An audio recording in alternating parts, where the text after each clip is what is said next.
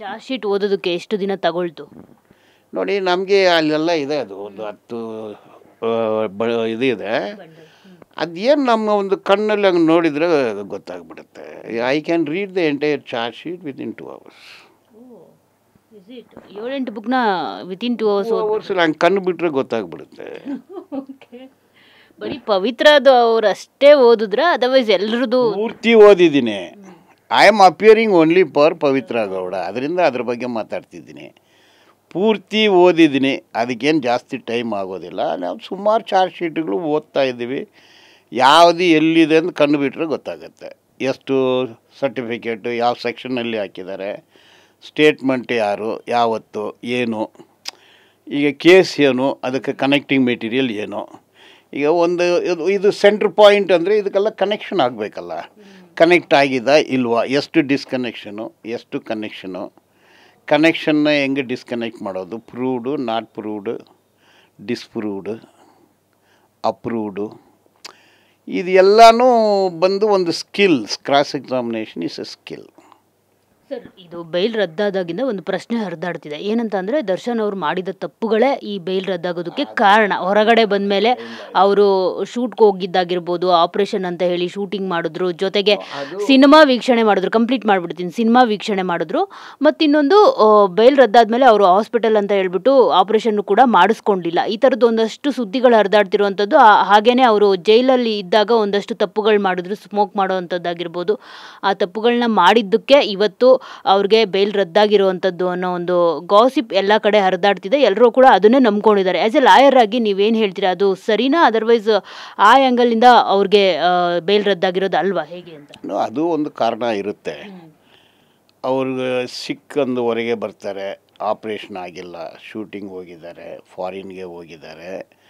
ಅದು ಒಂದು added factor. Conduct of the accused, conduct, attitude, not for conviction, for bail. So ಅದು ಒಂದು ಕಾರಣ, ಅದೇ ಮೊತ್ತ ಕಾರಣ ಅಲ್ಲ.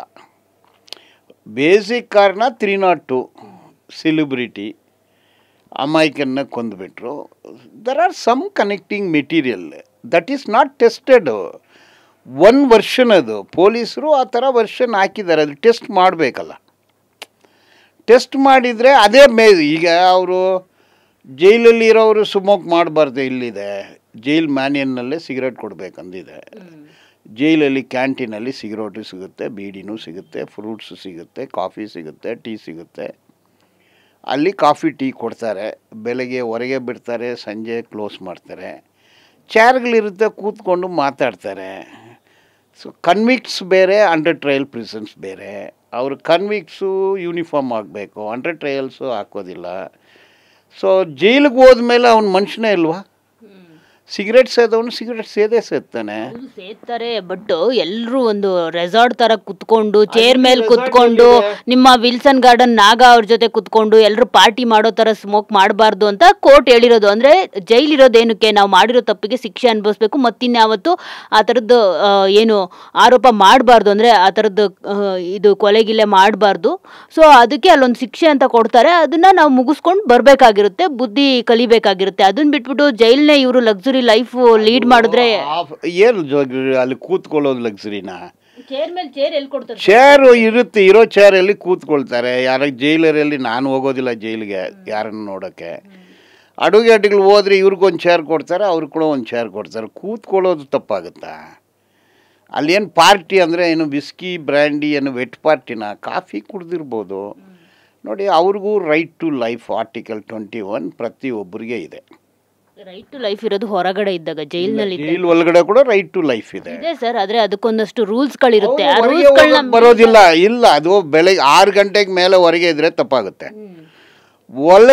ಹೊರಗಡೆ ಬಿಡ್ತಾರೆ. ಬೆಳಗ್ಗೆ ಟೀ ಟೈಮ್ ಇದೆ, ಲಂಚ್ ಕೊಡ್ತಾರೆ. ಅಲ್ಲೇ ನೀವು ಏನಾಗಲೂ ಖರೀದಿ ಮಾಡ್ಕೋಬೋದು. ಹೊರಗೆ ಫುಡ್ಡು ಕೊಡ್ತಾರೆ. ಒಂದು ಚೇರ್ ಇತ್ತು, ಕೂತ್ಕೊಂಡ್ರು. ಅದು ತಪ್ಪಂದ್ರೆ ಹಿಂಗಾಗುತ್ತೆ. ಒಂದು ಚೇರ್ ಇರಲಿಲ್ಲ ಸರ್, 4 ಚೇರ್ 4 ಜನಕ್ಕೆ ಹಾಕ್ಕೊಂಡ್ರು. ಬಿರಿಯಾನಿ ಕೂಡ ಕೊಟ್ಟರು. ಇಲ್ಲ, ಒಂದು ಮಹಿಳೆ ಲಿಪ್ಸ್ಟಿಕ್ ಹಾಕ್ಕೊಳ್ತಾಳೆ, ಪೌಡ್ರ್ ಹಾಕ್ಕೊಳ್ತಾಳೆ. ತಪ್ಪೇನಿದೆ? She is a woman, she has every right the way she can't dress ugly. ಡೀಸೆಂಟಾಗಿ ತಲೆ ಬಾರಿಸ್ಕೊಂಡು ಒಂದು ಪೌಡ್ರ್ ಸುನ್ನು ಹಾಕ್ಕೊಂಡ್ರೆ ತಪ್ಪು ಏನಿದೆ?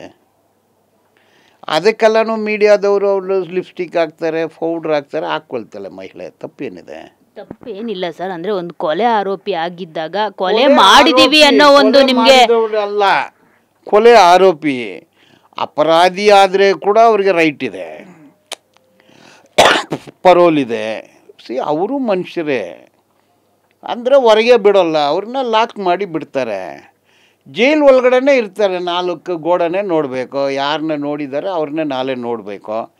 ಈಗ ಟೀ ಕುಡಿಬೇಕು, ಕಾಫಿ ಕುಡಿಬೇಕಂದ್ರೆ 24 hours ಸಿಗುತ್ತೆ, ಯಾವ ಟೈಮಲ್ಲಿ ಕೊಡ್ತಾರೆ ಅದೇ ಟೈಮ್ ಆಗುತ್ತೆ.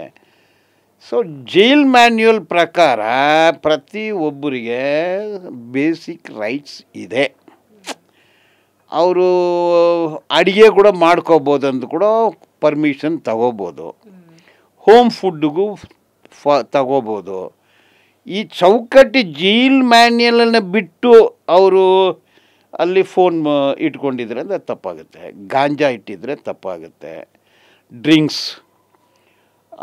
ಆಲ್ಕೋಹಾಲಿಕ್ ಬ್ಯೂರೇಜಸ್ ಇಂಥದ್ದು ಇಟ್ಕೊಂಡ್ರೆ ತಪ್ಪಾಗುತ್ತೆ. That is not permitted. But cigarette and beedi is permitted. Sir, ಈಗ ಲಿಪ್ಸ್ಟಿಕ್ ಹಾಕಿರೋದಾಗಿರ್ಬೋದು, ತಲೆ ಬಾಚಿರೋದಾಗಿರ್ಬೋದು, ಯಾರೂ ಅದನ್ನು ತಪ್ಪು ಅಂತ ಹೇಳಿಲ್ಲ. ಆದರೆ ಈ ಒಂದು ಪರಿಸ್ಥಿತಿನಲ್ಲಿ ಯಾರೋ ಒಬ್ಬನ ಕೊಲೆ ಮಾಡಿ ಜೈಲ್ಗೆ ಹೋಗ್ತಿರ್ಬೇಕಿದ್ರೆ ಹಾಕಿರೋದು ಎಷ್ಟು ಸರಿ? ನಿಮಗೆ ತಪ್ಪು ಮಾಡಿದೀವಿ, ಕೊಲೆ ಆರೋಪಿ ಅಂತ ಹೇಳ್ತಿರೋದು, ಕೊಲೆ ಆರೋಪಿ ಅನ್ನೋ ಪರಿಸ್ಥಿತಿಲಿ ಇದ್ದಾಗ ಎಷ್ಟು ಅಂದ್ರೆ ನಿಮ್ಗೆ ತಪ್ಪು ಮಾಡಿದೀವಿ ಅನ್ನೋ ಒಂದು ಭಾವನೆನೇ ಇಲ್ವಲ್ಲ. ಹಂಗೆ ಭಾವನೆ, ತಪ್ಪು ಮಾಡಿದ್ರೆ ತಾನೇ ತಪ್ಪು ಭಾವನೆ ಬರುತ್ತೆ. ಹಾಗಂದ್ರೆ ಇದೇನು ಸೌದಿ ಅರೇಬಿಯಾನ ಇವತ್ತು ಕೇಸು ನಾಳೆ ತಲೆ ಕತ್ತರಿಸ್ಬಿಡೋದು? It has to undergo a process. ಒಂದು ಪ್ರೋಸೆಸ್ ಹೋಗಬೇಕು. ಆ ಪ್ರೋಸೆಸ್ಸಲ್ಲಿ ಆ ಕಾನೂನು ಚೌಕಟ್ಟಿನಲ್ಲೇ ನಡ್ಕೋಬೇಕು. ಜೈಲಿಗೆ ಹಾಕಿದ ಮೇಲೆ ಜೈಲರ್ನ ಅಡ್ಜಸ್ಟ್ ಮಾಡಿಕೊಂಡು ಮನೆಗೆ ಬಂದು ಹೋಗೋಕ್ಕಾಗುತ್ತಾ?